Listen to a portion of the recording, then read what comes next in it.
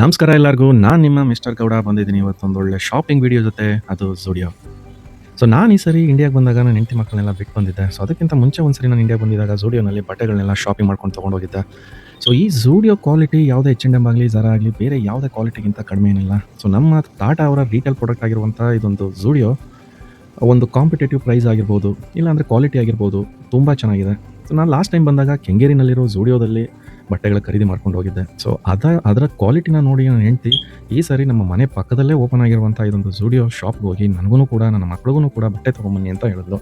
ಸರಿ ಅಂತ ನಾನು ಇಲ್ಲಿ ಬಂದು ಒಂದೊಂದಾಗಿ ಯಾವ್ಯಾವ್ದ್ರ ಪ್ರೈಸ್ ಎಷ್ಟೆಷ್ಟಿದೆ ಅಂತ ನೋಡ್ತಾ ಚೆಕ್ ಮಾಡ್ತಾ ಹೋದೆ. ಎಲ್ಲ ಕೂಡ ಕಾಂಪಿಟೇಟಿವ್ ಆಗಿದೆ. ಇದು ನೋಡಿ ಬರೀ $800.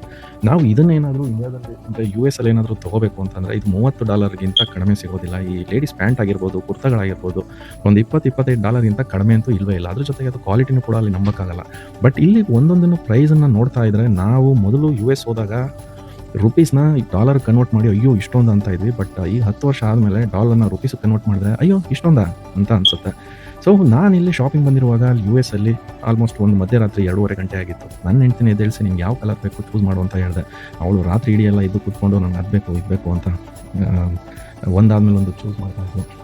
ನನ್ನ ಮಗ ಅಂತೂ ಅವನು 5 ಸ್ಟಾರ್ಗೂ ಸೈ ಫುಟ್ಪಾತ್ ಜೈ ಅನ್ನೋ ಥರ ಪಪ್ಪ ನಿಮ್ಗೆ ಇಷ್ಟ ಬಂದಿದ್ದು ಯಾವ್ದಾದ್ರು ತೊಗೊಂಬನ್ನಿ ನಾನು ನಿದ್ದೆ ಮಾಡಬೇಕು ಅಂತ ಮಲ್ಕೊಂಬಿಟ್ಟ. ಬಟ್ ನನ್ನ ಮಗಳು ಆ ಥರ ಅಲ್ಲ, ಅವಳು ಫುಲ್ಲು ಚೂಸಿ. ಪಪ್ಪ ನನಗೆ ಪಿಂಕ್ ಪ್ಯಾಂಟೇ ಬೇಕು, ಪಿಂಕ್ ಶರ್ಟೇ ಬೇಕು, ಆ ಕಲರ್ ಬೇಕು, ಈ ಕಲರ್ ಬೇಕು ಅಂತ ಒಂದೊಂದಾಗಿ ಚೂಸ್ ಮಾಡ್ತಾ ರಾತ್ರಿ ಎಲ್ಲ ಎದ್ದು ಕೂತ್ಕೊಂಡ್ಳು. ನನಗೂ ಓಕೆ ಪರವಾಗಿಲ್ಲ, ಪ್ರೈಸ್ ಕಂಪೇರ್ ಮಾಡಿದ್ರೆ ಅಲ್ಲಿಗೆ ಇಲ್ಲಿ ಡಿಫ್ರೆಂಟ್ ಆಗಿರೋದು ಸಿಗುತ್ತೆ ಅಂತ ಅನ್ನಿಸ್ತು. ಸೊ ನಾವಲ್ಲಿ ಶಾಪಿಂಗ್ ಮಾಡಬೇಕಾದ್ರೆ H&M ಮತ್ತು ಬೇರೆ ಅಂದರೆ ಕ್ವಾಲಿಟಿ ಬಟ್ಟೆಗಳನ್ನ ತೊಗೋತಾ ಇದ್ವಿ ಅಲ್ಲಿ.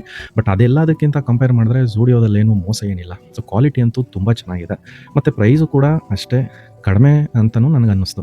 ನಾನು ಆಮೇಲೆ ಒಂದೊಂದಾಗಿ ಹೆಣ್ಮಕ್ಳು ಬಟ್ಟೆ ಇರೋ ಕಡೆ ಹೋಗಿ ನನ್ನ ಹೆಂಡ್ತಿಗೆ ಒಂದೊಂದನ್ನು ವಾಟ್ಸಪ್ ವೀಡಿಯೋದಲ್ಲಿ ಮಾಡ್ತಾ ತೋರಿಸ್ತಾ ಹೋದೆ. ಬಟ್ ಅವಳು ನಂಗೆ ಅದು ಬೇಕು ಇದು ಬೇಕು ಅಂತ ಒಂದೊಂದಾಗಿ ಚೂಸ್ ಮಾಡ್ಕೊತಾನೆ ಹೋದ್ಲು.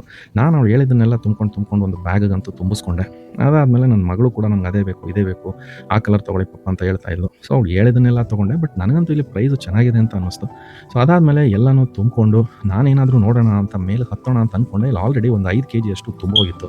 ಅದಾದಮೇಲೆ ಇರಲಿ ಸರಿ ನೋಡೋಣ ಅಂದ್ಬಿಟ್ಟು ಬಿಲ್ಲಿಂಗ್ ಹತ್ರ ಬಂದೆ. ಇವರು ಸಖತ್ ಕಿಲಾಡಿಗಳು ಕಣ್ರಿ. ಬಿಲ್ಲಿಂಗ್ ಸುತ್ತಮುತ್ತ ಸಣ್ಣ ಪುಟ್ಟ ಇರೋ ಈ ತಲೆ ಬಾಚಣಿಗೆಗಳು, ಪೌಡ್ರುಗಳು, ಸಣ್ಣ ಪುಟ್ಟ ಡಿಯೋಡ್ರೆಂಟ್ಗಳನ್ನೆಲ್ಲ ಇಟ್ಬಿಟ್ಟಿದ್ದಾರೆ. ನಮಗೇನು ಅನಿಸುತ್ತೆ, ಅಯ್ಯೋ ₹1000 ಕೊಟ್ಟು ಬಟ್ಟೆ ತೊಗೊಂಡಿದ್ದೀವಿ, ಒಂದು ₹50 ಕೊಟ್ಟು ಬಾಚಣಿಗೆ ತೊಗೊಳಕ್ಕಾಗಲ್ವಾ ಅಂತ ಅನ್ನಿಸ್ಬಿಡುತ್ತೆ.